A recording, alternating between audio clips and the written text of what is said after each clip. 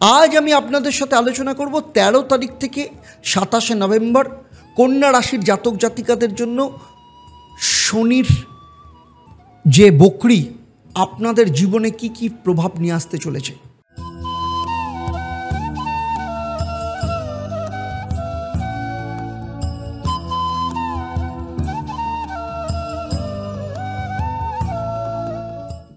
ওম নমঃ শিবায়, হর হর মহাদেব, ওম ত্বং হিতারামা।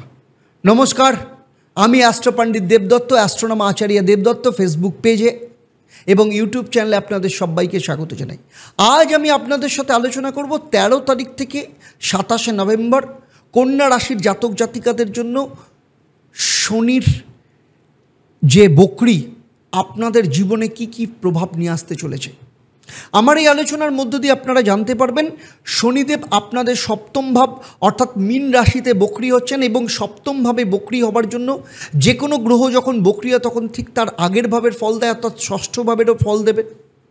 শনি নিজে আপনার ষষ্ঠ ভাব অর্থাৎ কুম্ভ রাশি এবং মকর রাশি অর্থাৎ পঞ্চম ভাবের অধিপতি, তার ফলও আপনি পাবেন এবং সেই সাথে শনির যে 3টে দৃষ্টি আছে, তৃতীয় দৃষ্টি বৃষভ রাশি অর্থাৎ আপনার নবম স্থানে, সপ্তম দৃষ্টি কন্যা রাশিতে অর্থাৎ প্রথমভাবে, আর দশম দৃষ্টি ধনু রাশিতে মানে আপনার চতুর্থভাবে ফল দেবে। সেই সাথে মহা উপায় আপনারা কি পালন করবেন সেটাও আমি জানাবো, আর থাকবে আপনাদের জন্য প্রশ্ন, আর থাকছে সেক্টর ওয়াইজ আপনাদের জীবনে কি কি প্রভাব আসবে, আর যারা সঠিক উত্তর দেবেন প্রশ্নতে তাদের জন্য সারপ্রাইজ থাকবে। তাই পুরো ভিডিওটা শেষ অবধি খুব মন দিয়ে দেখবেন। দেখুন, শনি যখন বকরি হন না তখন সম্পর্কের আদালত বসে সেখানে।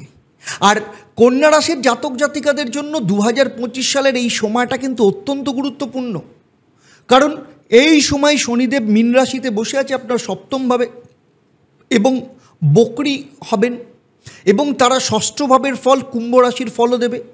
এই দুই ঘর মিলে আপনার সম্পর্কের আসল পরীক্ষা হবে। আপনার সেবা ভাব বনাম আপনার অহংকার, গোপন শত্রু বনাম প্রকাশ্যে সঙ্গী, এই দুইয়ের মধ্যে যে কাঁটাতার সেইটার চুলোচেরা বিশ্লেষণ করবেন শনিদেব। দেখুন, সপ্তম ভাব মানে হচ্ছে দাম্পত্য সম্পর্ক, বিজনেসের পার্টনার, কোনো ডিল, বৈবাহিক বন্ধনকে নির্দেশ করে।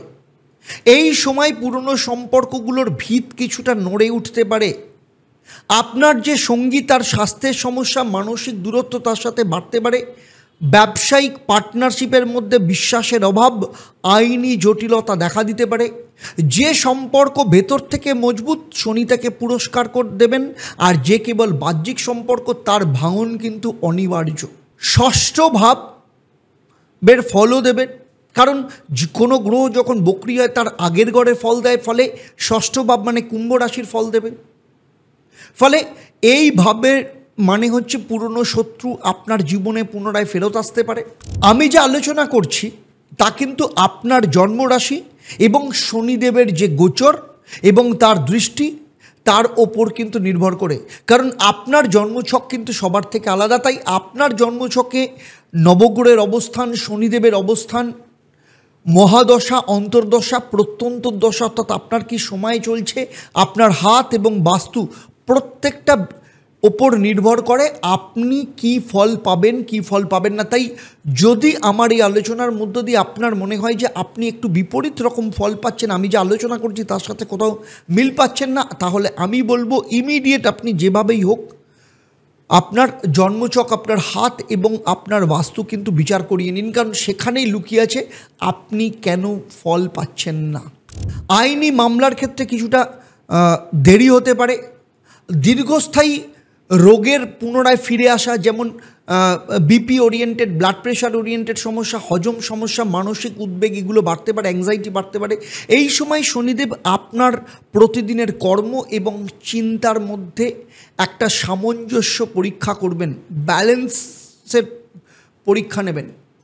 যারা যারা আমার এই ভিডিওটা দেখছেন কিন্তু প্রথমবার দেখছেন, এখনও পর্যন্ত চ্যানেলটাকে সাবস্ক্রাইব করেননি, আমি বলবো চ্যানেলটাকে সাবস্ক্রাইব করার সাথে সাথে নোটিফিকেশান বেল আইকনটাকে প্রেস করে রাখবেন, যাতে যখনই আমি নতুন কোনো ভিডিও আপনাদের জন্য আপলোড করব তার প্রথম নোটিফিকেশান আপনাদের কাছে যাবে। শনিদেব আপনার কুম্ভ রাশি, মকর রাশি অর্থাৎ ষষ্ঠ এবং পঞ্চম ভাবের অধিপতি। আর ষষ্ঠ ভাব মানে প্রতিযোগিতা, কর্ম, শত্রু, স্বাস্থ্য। আর পঞ্চম ভাব মকর রাশি মানে বুদ্ধি, সন্তান, প্রেমকে নির্দেশ করে, আপনার আকাঙ্ক্ষাকে নির্দেশ করে। এখানে প্রশ্ন একটাই, আপনার কর্ম ও চিন্তা একসাথে চলছে তো, না শুধু ভাবছেন কিন্তু করছেন না? এটা একটা মানে বলতে পারেন আপনার বিচার এবং বিবেকের পরীক্ষার সময় এসেছে। শনিদেবের দৃষ্টি তিনটে জায়গার ওপর পড়বে। তৃতীয় দৃষ্টি আপনার ভাগ্যস্থান বৃষ রাশির ওপর। পিতা, ধর্ম, ভাগ্য, উচ্চশিক্ষাকে নির্দেশ করবে। পিতার স্বাস্থ্যের সমস্যা বা তার সাথে মতানৈক্য তৈরি হতে পারে। গুরুর প্রতি শ্রদ্ধাবোধের পরীক্ষা হবে। পিতার প্রতি সম্মান প্রদর্শন, গুরুকে স্মরণ এবং আধ্যাত্মিক পথ অনুসরণ আপনার পক্ষে অত্যন্ত জরুরি। সপ্তম দৃষ্টি আপনার নিজের রাশির ওপর পড়বে, ফলে শারীরিক এবং মানসিক স্বাস্থ্য, আত্মবিশ্বাসের ওপর নিয়ন্ত্রণ করবে। নিজের প্রতিটা নেতিবাচক দৃষ্টিভঙ্গি কাজ, সম্পর্ক এবং স্বাস্থ্য খারাপের অন্যতম কারণ তৈরি করতে পারে।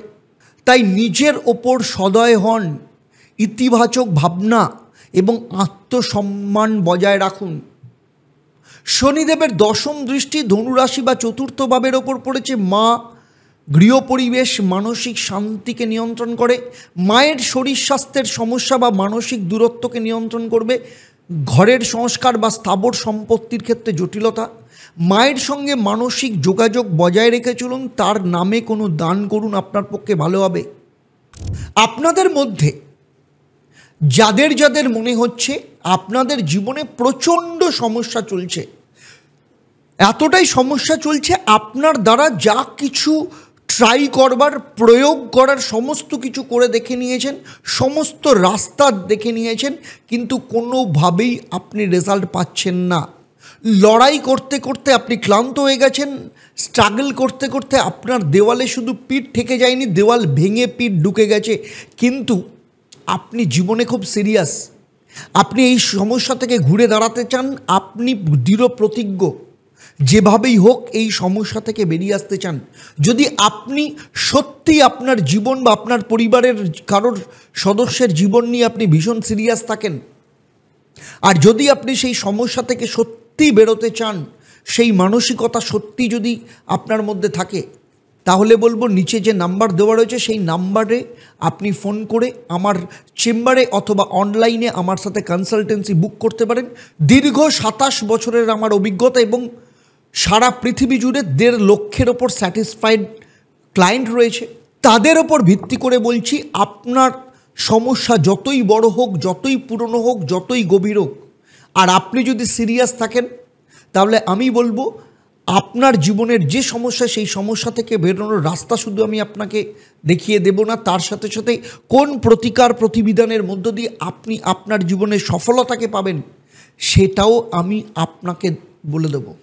তাই যদি মনে হয় যে আপনি আমার সাথে যোগাযোগ করতে চান, তাহলে অবশ্যই নিচের যে নাম্বার রয়েছে সেই নাম্বারে যোগাযোগ করে আমার চেম্বার কিংবা অনলাইনে আমার সাথে কনসালটেন্সি বুক করতে পারেন। আর ক্ষেত্র বিশেষ নিয়ে যদি আলোচনা করা যায়, তাহলে শরীর স্বাস্থ্যের দিক থেকে বলতে গেলে হজমের সমস্যা, টেনশন, অ্যাংজাইটিকে নির্দেশ করে। আপনার শারীরিক শক্তি কোথাও কখনো হ্রাস পেতে পারে, তাই মেডিটেশন, নিয়মিত জলপান এবং খাদ্যের ক্ষেত্রে নিয়ন্ত্রণ রাখুন, অত্যন্ত ভালো হবে।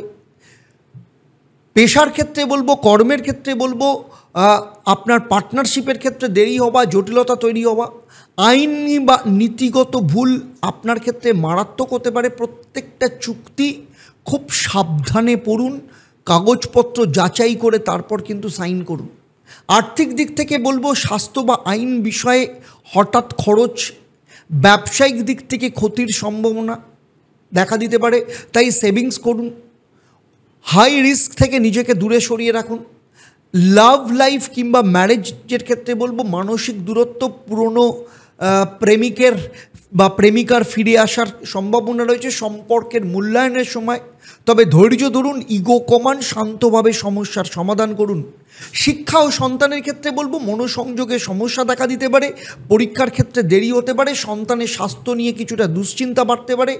বুদ্ধি এবং মনোসংযোগ বাড়ানোর জন্য আপনাকে কিন্তু নিয়মিত মেডিটেশন করতে হবে। কন্যা রাশির জাতক জাতিকাদের ক্ষেত্রে মহা উপায় হচ্ছে অশ্বত্থ গাছের নিচে প্রতিটি শনিবার সর্ষের তেলের প্রদীপ জ্বালান। লোহার তৈরি বস্তু, সেটা তাওয়া হতে পারে, রিং হতে পারে, আপনি দান করুন। এবং সেই সাথে ওম শং শনিশ্চরায় নমঃ এই মন্ত্রটা প্রত্যেক দিন 108 বার পাঠ করবেন। সর্ষের তেল এবং রুটি মিশিয়ে কাককে খাওয়ান। কালো কম্বল, লোহার বাসন ও তেল গরিব কিংবা কোনো বয়স্ক দুঃখী ব্যক্তিকে দান করুন, আপনার পক্ষে ভালো হবে। এবং ভগবদ্ গীতার 6ষ্ঠ অধ্যায় ধ্যানযোগ নিয়মিত পড়ুন, আপনার পক্ষে অত্যন্ত ভালো হবে। এবারে চলে আসবো আমি এই পর্বের প্রশ্ন। আমি এই পর্বে উল্লেখ করেছি শনির কততম ভাবের প্রভাবের জন্য আপনার স্বাস্থ্যের দিক থেকে সমস্যা আসতে পারে। আপনাদের মধ্যে যারা সঠিক উত্তর দেবেন তাদের ক্ষেত্রে আমি লাকি ড্রয়ের মাধ্যমে উত্তরদাতাকে বেছে নেব এবং আপনাদের কিংবা আপনাদের পরিবারের কোনো একজন সদস্যের জন্মছক ও তার সমস্যা নিয়ে পরামর্শ দেব। আর আমার এই পরিষেবা আপনাদের জন্য সম্পূর্ণ বিনামূল্যে থাকবে, তবে অবশ্যই আপনাকে লাকি ড্রয়ের বিজেতা হতে হবে।